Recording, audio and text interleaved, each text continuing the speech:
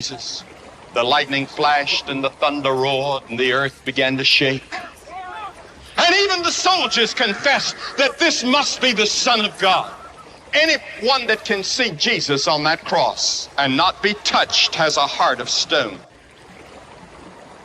They first took off his clothes. Then they took long leather thongs with steel pellets or lead pellets on the end and beat him across the back until he could hardly stand up. Then they put a crown of thorns on his brow and his face was bleeding. And they laughed at him and they spit on him and they mocked him.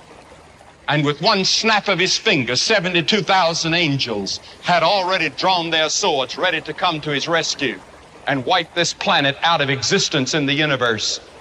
And Jesus said, "No, to this end was I born." And he dragged and lifted and hauled that cross. Don't ever say it's a white man's religion or a black man's religion. It's a world religion. He belongs to the world. When he died on that cross, they nailed him. They put the nails in his hands. And you know what he said? Forgive them. They know not what they do. Forgive them. Could you forgive somebody that's putting nails in your hands and you know you didn't deserve it? He didn't squirm, he didn't yell, he didn't scream. He just took it and said, "Lord, forgive them. They don't know what they're doing." That's how he confronted the violence of his day. And then, on the cross, he said, "My God, why hast thou forsaken me?" And then he dropped his head and said, "It's finished." What did he mean?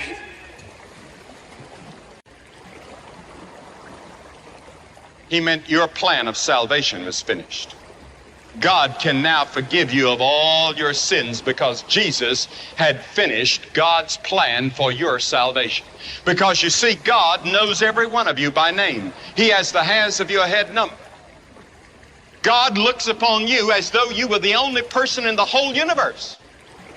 He sees you and you alone. And on that cross, Jesus had the capacity to think of you.